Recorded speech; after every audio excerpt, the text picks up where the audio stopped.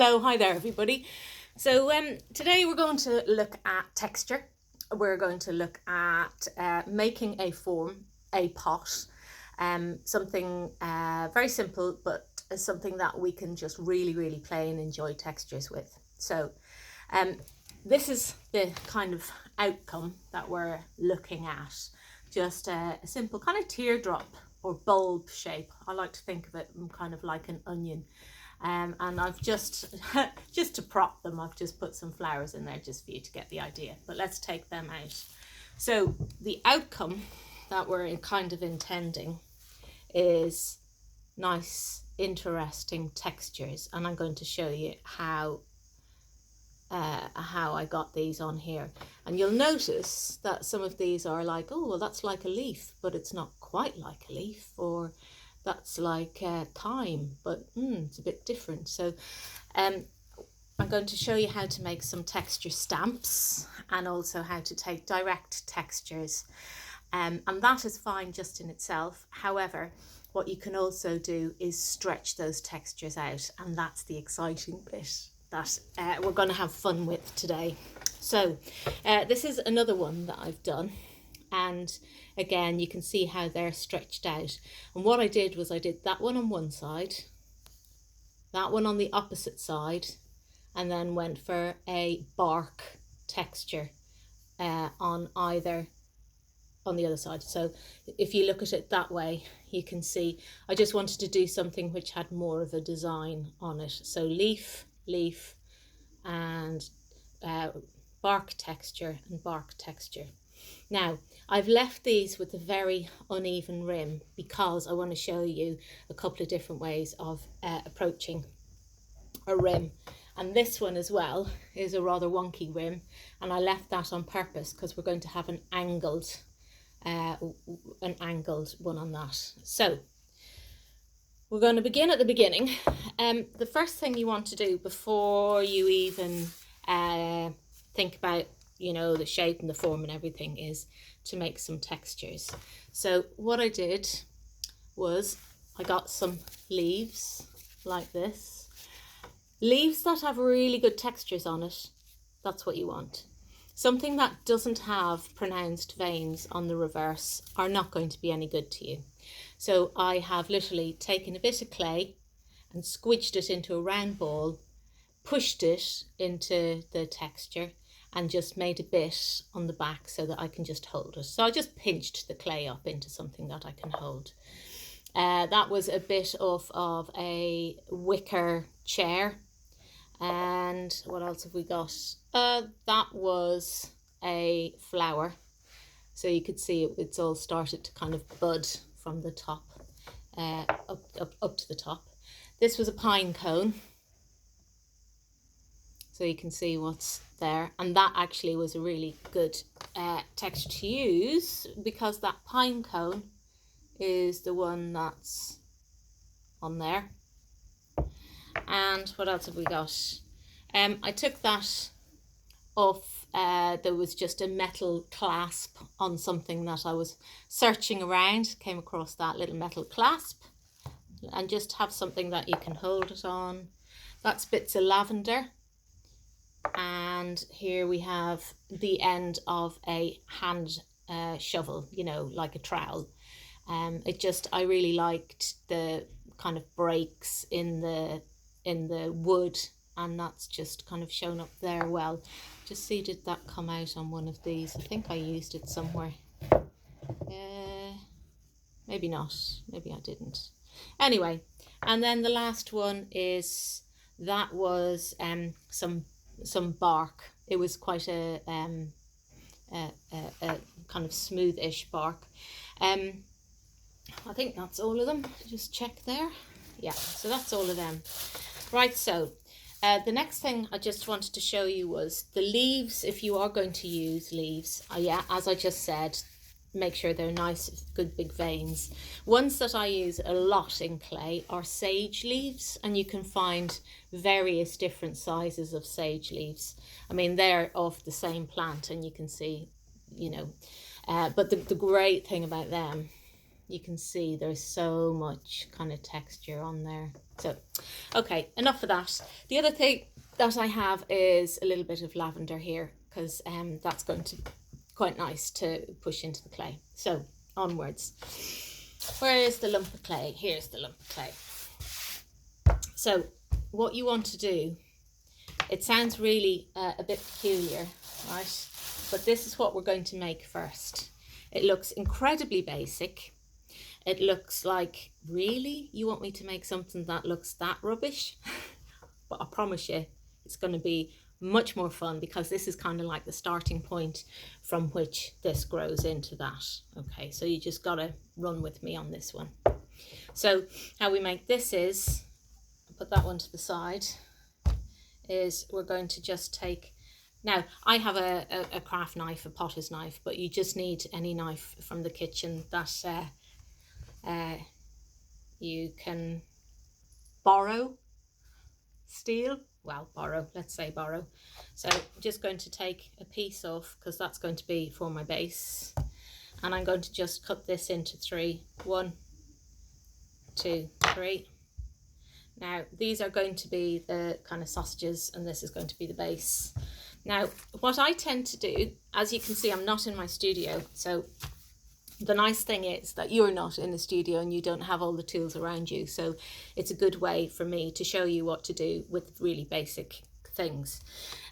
So from that first kind of piece that you've cut off, this is going to be the base. So I'm just rounding off those corners, and I'm just going to start to kind of pinch it out so that we get a base.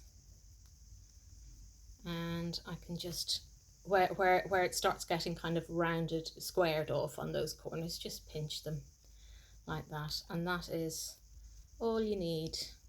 Now you can use a rolling pin, you're more than welcome to use a rolling pin, and it's not going to be anything toxic. The clay has no toxicity to it, so you can do that, wash it well and put it back in the kitchen. But that's good enough for what we want. So I've just put that down, and I'm just going to just smooth any bits and pieces there. Now, seeing as you don't have tools, what I did was I got a store card, and I've just cut off a little bit like that, because what that does is it'll give us a little tool that we may find useful. Okay, so the next thing I'm going to do is, I've got 3 of these, and I want to make all of them into a sausage shape. Now what you'll notice is I'm not rolling it on the countertop here. I'm just squidging it out. Technical word that, squidging, not. What would you say? Squeezing. I'm just squeezing it. And the important thing is that when you squeeze it, you'll see that one hand is turning the clay all the time and the other hand is squeezing. So you'll always have with clay one hand that does the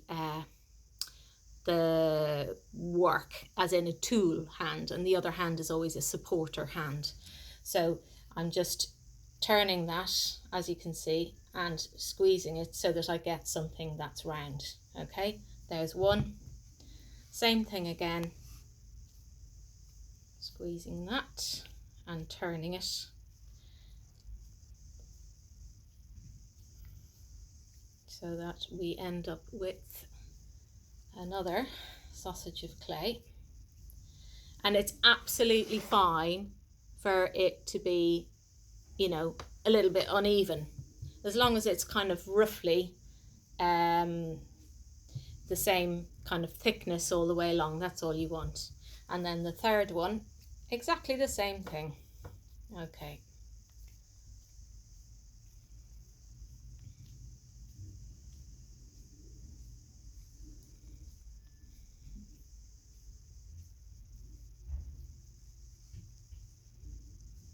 So there we go. Now, I am actually kneeling down, so I'm going to stand up so that you can see what I'm doing on here.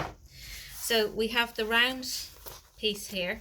Now, I find that it's useful just having one piece of paper and a second piece of paper, because the clay will stick to the one And then, as you see, you can rotate it then quite easily without it getting stuck. So the next thing I'm going to do is just see if I can make that into a circle. And I think I'm going to go for the longest one, which is this one here. So I'm going to just press the clay down into a circle. Now, some of you who've done pottery before, ceramics, will say, oh, but she didn't do the thing with the scratching and putting the water out or the slip on. Now, often I would do, but in this particular method, I don't feel that we need to, because we're going to join it really well. So I've put it on, and I'm just going to push the clay all the way around like that. And now going to use my finger. I'm just going to show you that, where I'm really joining the clay well. So I'm going to do the inside, and then I'm going to show you that. And then I'm going to do the outside. Now, I'm going to do this as quickly as I can because I don't want to waste your time. Yeah. So that's the inside.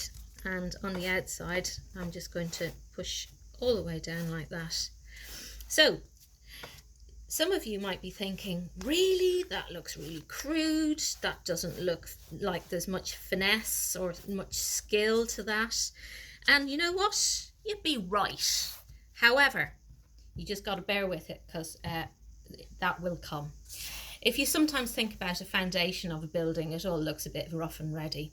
You know, before you've got a house plastered, painted and finished, it can look a bit rough and ready. So next one, wherever your join was, you make sure that you do not start your next join. So we're going to go over here, and I'm going to make sure that that goes all the way around. Now, it doesn't meet, and that's not a problem, because we want more of a funnel shape. So I'm going to bring it in just to meet like that, and I'm going to make sure that it has a more of a funnel shape. And again, your hand that's a supporter is on the outside, and the hand that's a tool is on the inside. And I'm going to just bring that by pushing the clay. Now, the important thing is that you're not joining the clay like that.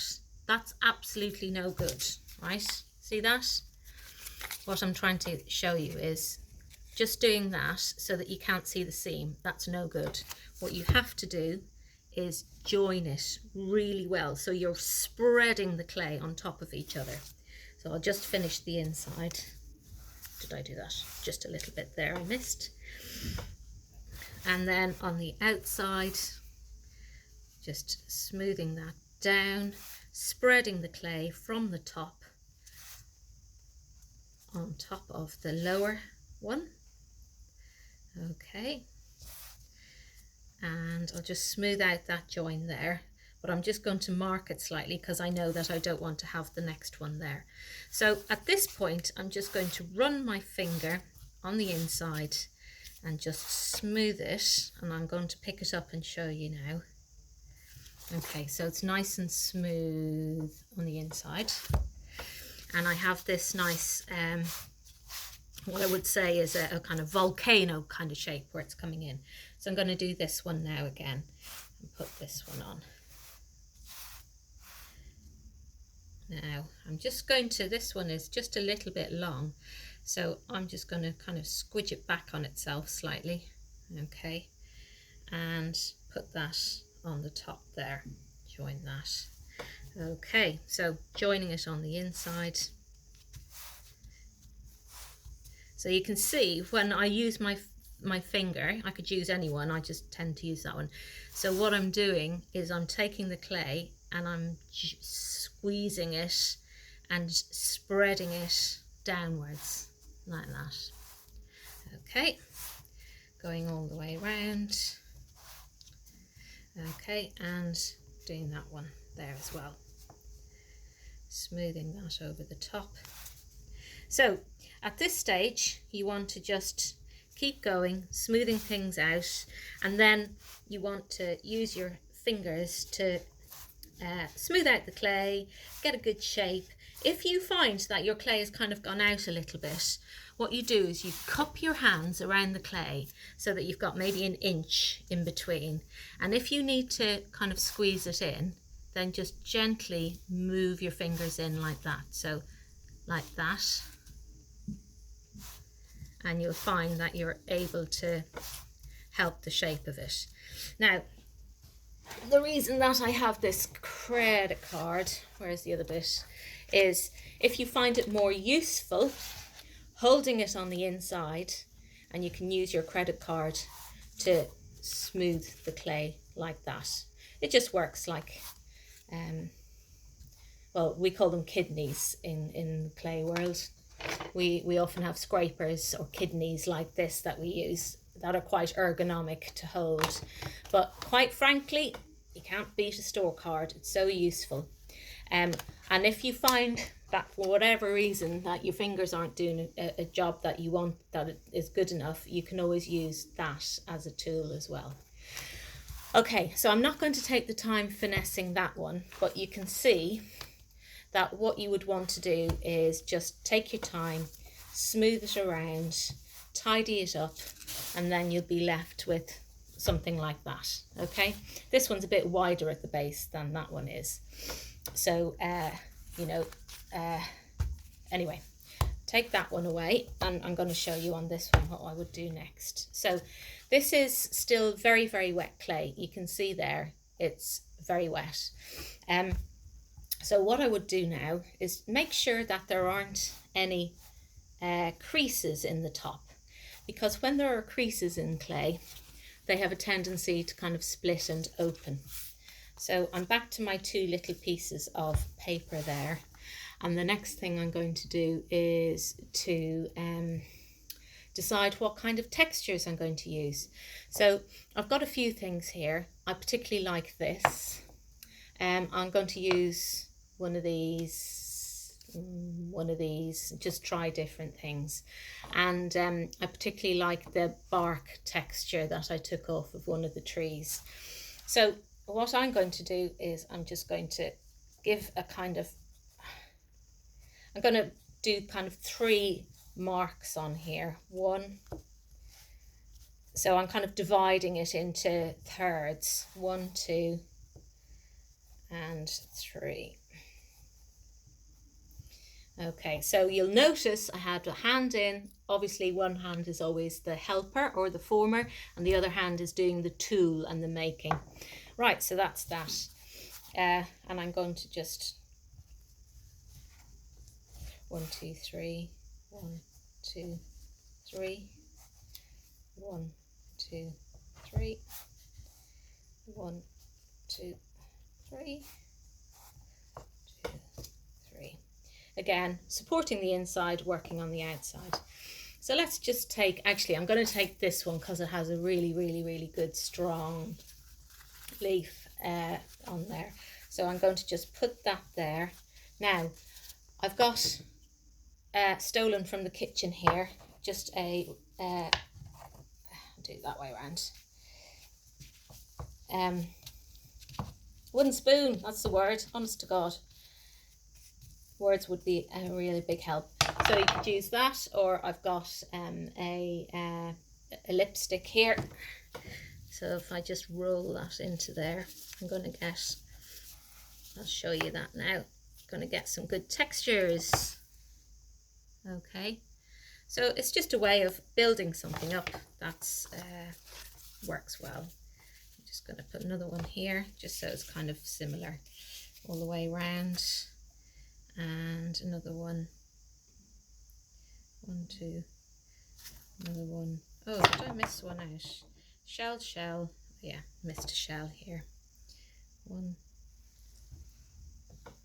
2, 3. So you can see I've pushed in quite hard because I've got a real good thickness of the clay. Right, so here's the fun bit, okay? I've got on this bottom area, I'm just going to use my thumb and I'm just smoothing around there just for the moment. Now, you'll notice that the height of this is really important. Yeah, about there is probably good. Okay, so what my aim is now is to pull this clay out. So I'm just going to start at the bottom and I'm going all the way around if I take it up here, I'm going to keep it on here while I'm working on it, but I want you to see what happens.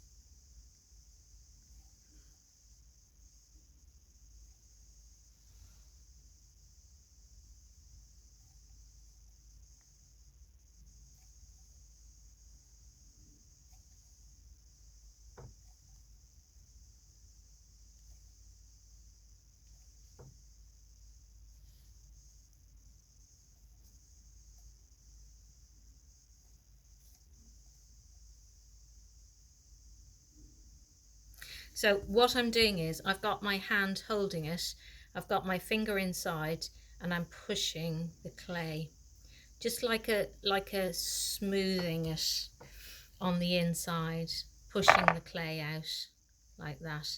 You may find it easier to do it like that while it's on the ground, and that's a good way to kind of keep the shape of what you're doing.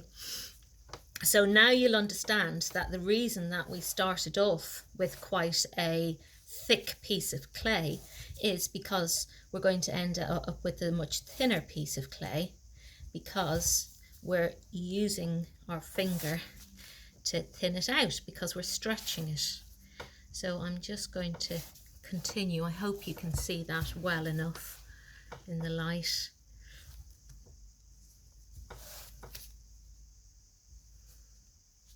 And I'm going to bring this up to the camera very, very soon.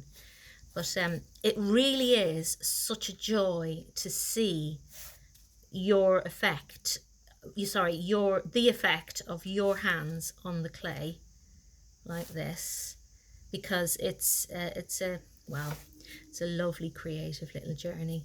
So I've ended up with something which is much more like a kind of sea urchin type of shape there. However, let's say, well, no, I wanted it to have a bit of a stem. So what I would do then is I'm just pinching it upwards like that. So I'm holding it on the outside and rubbing my finger up and pulling like that, and working my way around. So I'm now just going to smooth the clay, and I'm going to kind of pinch it in again like I was showing you earlier. So where I have my hands on the clay and I'm just pushing it back into itself like that, so that I'm ending up with a smaller aperture for this opening. That's it. Okay. Now, so I am just going to make sure that that's all nice and even, so that it's all roughly the same evenness. Now you'll see here I've got a little bit of creasing, see on here and a few bits here. So if you get that, what you want to do is just support the clay and use your finger to rub and spread the clay back over itself, so that you are sealing it, so that it doesn't have any cracks and crevices on there. Okay, now, so how I got this to be kind of more smoother, more of a form, is I used the wooden spoon. Yeah, so what I'm going to do is I'm just holding the clay, and as I'm hitting it at that angle. So it's kind of like a glancing blow, because what I'm doing is I'm hitting the clay and it's pushing it slightly up like that. But notice where my hand is. It's not up like that. It's at an angle, because we want to help the clay go in the shape that we're intending for it. Now, sometimes it has a way of kind of taking on its own little journey. And my advice when that happens is go with it. Have some fun. Make decisions as you go. It's really, really good to have a plan. But sometimes what comes out of having that plan is that you change your plan midway, and that's part of the creative process. So This one again is quite different to how the other ones have gone, but personally I really quite like it. I like the undulating bit there. Now, if I didn't want the undulating bit, what I would do is I would use something to help me keep my hand steady. And what I would do is just resting my hand on there. And all I'm going to do is make a mark. I'm not going to cut. But say, for instance, you thought, no, I really, really want a nice clean cut on there. I like things to be very precise and symmetrical. So what you could do then is I'm literally leaning that on the cup so that when I go all the way around, I end up, oops, that wasn't quite right, but when I go all the way around, I end up meeting. And then that gives you a very clear line to cut off. Okay, so we're nearly there. I am now going to show you different ways to finish the rim. I'm going to bring this up to the camera just so you can see what's been happening here though, because it really is quite beautiful. So on here, you can see these were the shells that I pushed in. Yeah, some of the bark. There we go. I'll bring it around here so you can see that leaf, which opens up and is then really nice, and it just makes it kind of something that's natural. It gives it another natural feeling of movement to it. Okay. So that's that. Now, so oh, hang on. Yeah, I just wanted to show you one more thing. So this one has a nice kind of rounded bulbous bottom. And this one's a bit stumpy, isn't it? So what I would do, when you've got the shape that you want, is take that wooden spoon and just rotate, hold it in your hand so that you're keeping it as supported as possible. And just make sure that when you're hitting the clay, that you end up hitting it at the angle you want it. Yeah. Now, sometimes you'll find that the actual base may end up buckling a little bit. But you know what? That doesn't matter at all. Okay. So that is a much more rounded shape. And then all you would do is just pop it down and it'll flatten itself off. Okay, so that's a much nicer bulbous shape. Okay, before you fall asleep on me, let's get what I wanted to do. So I've got a cloth and I've got some water. If I'd been a little bit, I would have dampened it down first, but anyway, it doesn't matter. So it needs to be damp, not sopping wet. Okay. And the reason is, what we're doing is going to kind of work like a wet sandpaper. Okay. So what you want to do is clear your space. Get this. So this is just, it's actually a piece of pajama. That's what it is. I've got this water spray. I'm just going to get the last bits of it just wet on here rather than pouring water all over the place. I just have these, but I also in the studio use recycled bottles that would have had cleaning fluid in it, you know, that kind of thing. Spray bottle. Okay, so quick thing on rims, okay? A bit wibbly, but watch this. So I'm putting it just on there and dragging it, making sure that it's not rippling on the surface of this. So I think this is a poly cotton. 100% cotton is better simply because it sits, I can't believe I'm talking about cotton and poly cotton. It just sits much better. Right, so at the moment, you can see we've got a much sharper edge on there. However, say I wanted a much more angled edge, yeah. So what I'm going to do is I'm going to just keep leaning on one area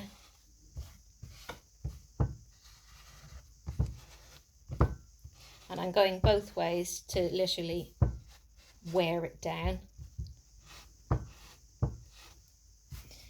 The cloth that will sit better on here means that you just get a longer drag out of the material, whereas this one's just kind of bumping on it a little bit. What is it they say? Bad work people blame their tools? Something like that. Anyway, I really like that kind of angle now. But you could say to me, yeah, but it's really sharp. And sharpness in clay is never good because it will chip really badly. And not only that, but the glaze won't sit nicely on it because clay doesn't like really sharp corners. So I'm just using that damp thing there and just cleaning there, and also going to clean on the inside. So I'm going to just use my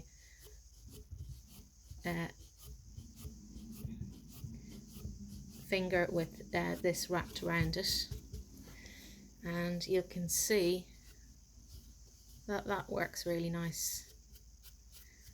So you get a nice finish, really nice finish on there. Okay, so like that.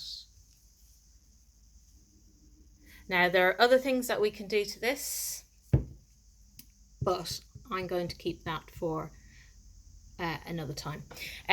So there's that. Now say you thought, well, I like the undulating rim on here, or as we were talking about, this one, that's really still wibbly. So this one, I like to think of clay in terms of cheese, right? So this one is so wibbly, it's like a brie or a camembert, yeah.